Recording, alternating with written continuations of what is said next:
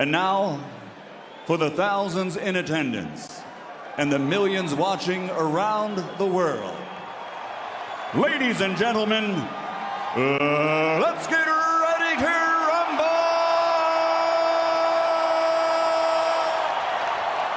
The nerves on that young man right now. Bernardo Ancajas has fought everywhere. He's fought in China, U.S., Australia, North Ireland. I mean, this man has no problem fighting you in your home country, wherever you're from, your hometown, it doesn't matter. Have ring will travel. That's the Navy man's, his theme. I mean, this guy is not afraid to go anywhere. No. As you mentioned, he's an international traveler. He just received a promotion to Senior Chief Petty Officer in the Philippines Navy Reserves on August 19th. So even though he couldn't fight because of visa issues of his opponent, he still kept busy. And that boot camp mentality is what you can see the great shape he's in. That's right. Now, what's the pitfall of, preparing? It was already a long camp that he had for November 2nd. I remember talking about that. And then next thing you know, it's postponed a whole month. What's that like, Tim? It's just maintenance, honestly. You were supposed to fight, and you just got to go back, get a little rest, then get back in the gym, and then just try to peak again at the right time again. So, his trainer is in charge of that. He's got a trainer he's been with forever, Jerwin Jimenez, since his fourth pro bout in 2010. And as well, for his last few fights, he's got a conditioning coach as well as a nutritionist. And you got to have that. The last couple times, he's looked a lot better, because there was a point where we saw him come into one of our fighter meetings and he was done. I mean, you got to have that. A champion must have a nutritionist or someone that can, cook his meals for him, and also a strict coach to work hand in hand with the trainer on the boxing as well. See the looping right hand from Miguel Gonzales. Not a big puncher. He's only got 24% of his wins by knockout. 8 knockouts and 31 wins for the fighter out of Santiago. I mentioned he wants to become the first male boxer from Chile to win a world title. And I mentioned the male fighter because Carolina Rodriguez, she won the female IBF bantamweight title and then vacated it, but she was Chile's first ever world champion. Yeah, you see Gonzales not really using his jab. His attack is the body. He likes to break guys down to the body and then shoot shots up to the head. So expect a lot of body punching from both guys in this fight. Nice body shot right there from Ancajas. Ancajas is basically saying, okay, you want to go to my body? Well, I'm going to go back down. I'm going to go down to your body. We already saw that Marriaga finished the fight with the body shot at the start of this broadcast, and we see a push there from Jerwin Ancajas as round number 1 comes to an end. Okay. Comes from a long lineage of boxers and a boxing family, so it just runs in their blood, and together they've gotten this far and they want to keep going further and further. For now, it's Jerwin Ancajas in the red trunks, trimmed in white, taking on Miguel Gonzales from Santiago, Chile. You mentioned the percentage of his landed shots that are body shots. He's actually a very good boxer from the outside, but he just loves to dig to the body and get into a war of attrition, and that's a dangerous place to be in against a fighter like Jerwin Ancajas. Yeah, that's a place where he needs to be, because Jerwin Ancajas has better legs, better boxing ability. So he wants to be up in this kitchen. He wants to be digging down to the body and making it rough for Ancajas and not allowing him to use that southpaw angles, those southpaw angles. And you see Ancajas able to establish that jab from the outside. Yeah, when you fight against a southpaw, Bernardo, one way to beat a southpaw is to be on top of him. Take those angles away, push him backwards. And if Gonzales can push him backwards and make Ancajas uncomfortable, well, that's when it increases, his opportunity to win this fight. His name is El Aguja, which means the needle, so he's got to thread the needle here against Jerwin Ancajas. Get inside, use the jab, work the body, but get out of harm's way, because Ancajas is a dangerous finisher. Right on the belt line was that right hand from Gonzales.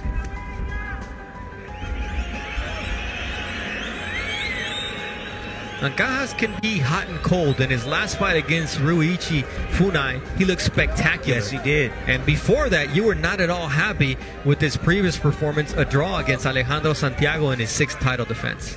No, I wasn't too happy, but his last showing, he showed a lot of improvement. He looked strong. He was quick. He placed his shots very well, kind of like what he's doing right now. Placed his shots very well to the body and got the knockout. He's finding openings in Gonzales and creating them and taking advantage of them, as Gonzales landed a nice right hook to the solar plexus. Got those earmuffs on, does the Chilean fighter. You see those angles create that opportunity for the right hook to the body from Jerwin Ancajas, the southpaw. Yeah, that's a nice little wrinkle right there from Ancajas. Oh. Beautiful shots right there. Looking, going down to the body, and as your man leans a little bit forward in the pocket, what does Ancajas do? Lift him up with the uppercut.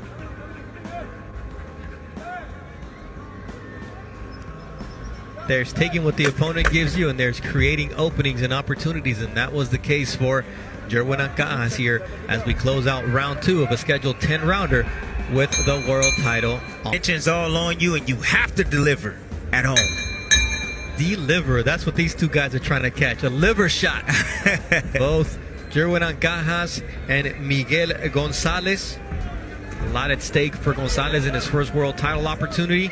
And for Ancajas, he needs to keep proving that he is an elite fighter at 115 pounds, because there are a lot of big names out there for him, be it Estrada, Sorung Visay, Donny Nietes, his fellow Filipino, Kazuto Ioka, Khalid Yafai, Chocolatito Gonzalez. A lot of talent, a lot of good fights to be made if he continues to win. Yeah, I'm seeing some maturity from Ancajas. He's really standing his ground, really sit down on his punches now. That could be contribute to, his strength and conditioning. And he's looking like he's getting a lot more comfortable inside the pocket. He's got a nice high guard, digging down to the body. He's not running around. He's just walking in the ring, using his jab. Left there, and he has his opponent in trouble here as Miguel Gonzales is able to stay on his feet, but Ancajas smelled blood and goes for the body shots. Little low there with that left hook, but Ancajas is dangerous. But look how short those shots are. Yeah. From Ancajas. They're nice short place shots. They're not wide, so he's been working on this in the gym. He looks good tonight. And the other thing is, Miguel Gonzales is making him work for it. This fighter came in here with a desire to make history for his home country. He's fighting against Ancajas with a lot of heart, but those body shots are gotta wear him down. You die by the sword, you live by the sword, you die by the sword. Yep. We see Gonzales taking a lot of punishment to the body from Jerwin Ancajas, who goes downstairs once again. Nice right hand there from Gonzales. Yeah, Gonzales had no choice but to get inside the kitchen of Ancajas, because Ancajas is just too athletic for him. Too much ability. Big NBA fan. His sons are named after Kyrie Irving and Kyle Korver. And his daughter, just less than a year old, JC Kiera. So that's his inspiration. He keeps him back home in survival camp, but the last 2 fights he's been going to the naval base to do his work, and you can tell the difference in the maturity level that you've mentioned and his improvement in boxing. My man trying to knock out Gonzales. That's exactly what Ancajas is trying to do. He's sitting down, he's right in front, and Ancajas is the way he normally fights. He's a counter puncher. That's what he likes to do. He's a counter puncher, but now he wants to be first. He wants to respond, and he's trying to hit hard tonight. He's trying to knock out Gonzales. Good work from the champion, Jerwin Ancajas, here in round number 3 of a scheduled 12-rounder. Ardo Osuna alongside Timothy Bradley, the champion. Jerwin Ancajas taking on Miguel Gonzales in Puebla, Mexico.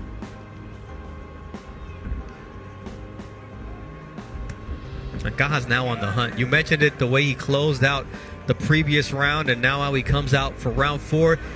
He's found his distance. He's found his openings on Gonzales, and he's taking advantage. No, he's just really asserting himself. That's what I like about him. He's really asserting himself. He's not just looking for counter shots.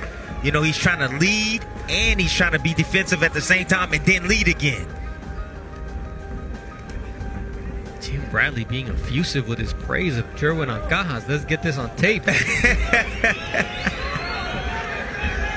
fans in Mexico, though, expecting a lot more. And they're letting both fighters know here in round 4. It's been an entertaining fight so far. Ancajas has a nice jab. When he uses it, it's definitely effective for him. Setting up the backhand right there. And every now and then you see Gonzales, he'll jump in there, he'll leave himself wide open, and Cajas will take advantage of it. Cajas lands 5 of 25 jabs per round. There you see that leaping punch, reminds us of Teofimo Lopez. Yeah, it was a leap. It was a leaping punch, but typically Ancajas would get hit with a shot like that, but he didn't this time. He held that phone. Going back to the jab numbers, junior featherweight average is 2 landed of 16 thrown, so Ancajas is usually way above those numbers. He's keeping to that trend tonight. Likes to use that jab to set up everything, especially those body shots that he's so good at.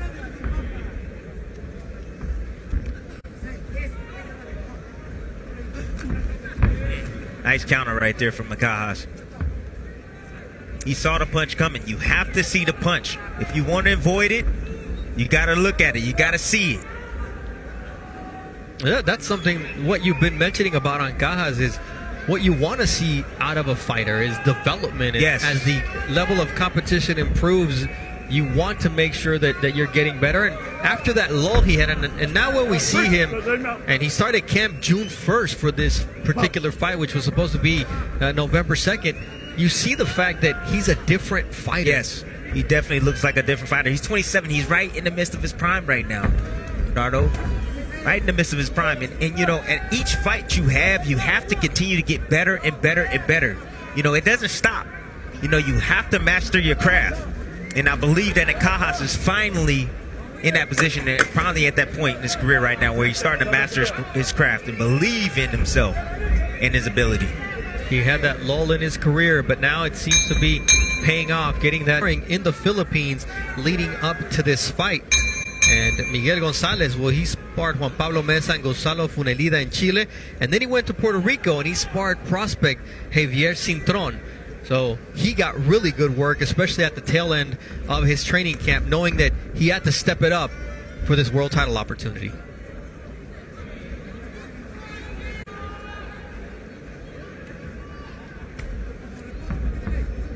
When in doubt, stick out the jab.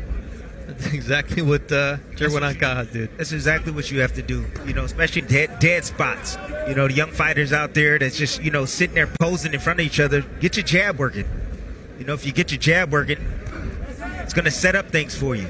Nice counter right there from Gonzales, who I was watching some of his fights in Chile, and the Chilean commentators were saying he's so good when he boxes, but he loves to be on the inside. And right now you see his effectiveness fighting from the outside. But the fans not digging it.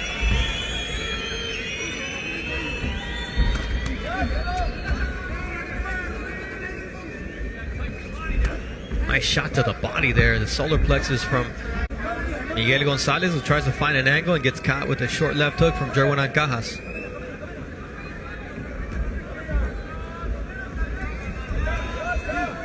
Little low with the left hook from Gonzales. Hit the leg of Jerwin Ancajas.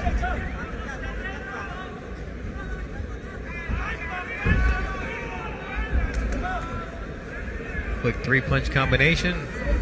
Good defense from Miguel Gonzales. See the total punches thrown so far, and Ancajas just a lot more active, a lot more effective, and 3% more accurate so far through the first 4 rounds of this scheduled 12-round fight. Almost a clash of heads right there. Both guys exchanging. You know, with the southpaw and the orthodox fighters, you know, both their power shots lined up on the same side, so there could be head clashes, and their feet will get tangled up every now and then. So their lead foot, I should say.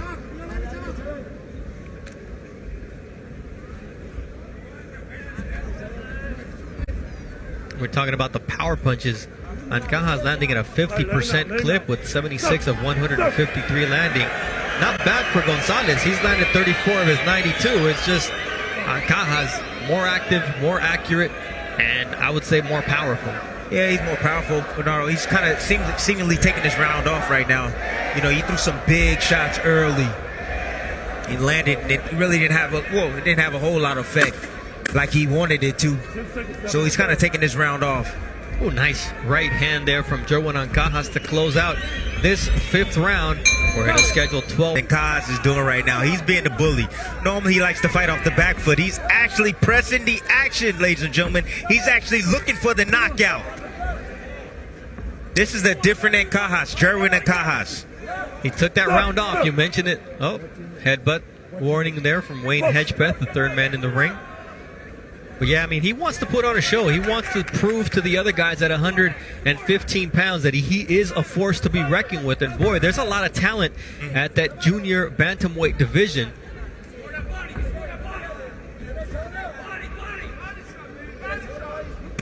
You see that body shot once again from Jerwin Ancajas. You could hear it. And that's really wearing down Miguel Gonzales. Yes, it is. But you know, it's just not a body shot that's just thrown. It's a perfectly placed body shot. Like he sees the opening and he's attacking it. And he's digging. He's punching through the ribs of his opponent. Nice uppercut, and his opponent is hurt. And here comes Jerwin Ancajas trying to finish Miguel Gonzales here in round 6 of this World Championship fight. Gonzales holding on for dear life, and down he goes. But it's not a knockdown. Very smart from Gonzales. Very, very smart from Gonzales. Ooh, Jerwin Ancajas swings and misses, but Gonzales is not well. His legs are wobbly, and the left of the shot, it would have been better for him to go down, because if not, Wayne Hedgepeth has no choice. But if he goes down by those shots, that's fine. Or even takes a knee. Take the knee. But instead, he gets pummeled. I've been in fights where I knew I was hurt, and I knew if I got hit with one more big shot, that I need to take that knee before that shot happens. That would have been a perfect time right there for Gonzales to take the knee. He just allowed Ancajas to continue to tee off without throwing a single punch. This was smart. He took Ancajas down with them. Wayne Hedgepeth said it's not a knockdown. Right. But then what happened after that, Tim, was lack of experience. Definitely lack of experience, Bernardo.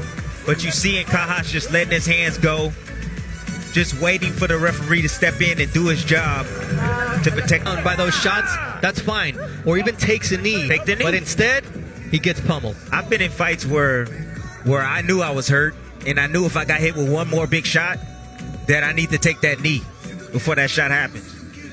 That would have been a perfect time right there for Gonzales to take the knee. He just allowed Ancajas to continue to tee off without throwing a single punch. This was smart. He took Ancajas down with them. Wayne Hedgepeth said it's not a knockdown. Right. But then what happened after that, Tim, was lack of experience. Definitely lack of experience, Bernardo.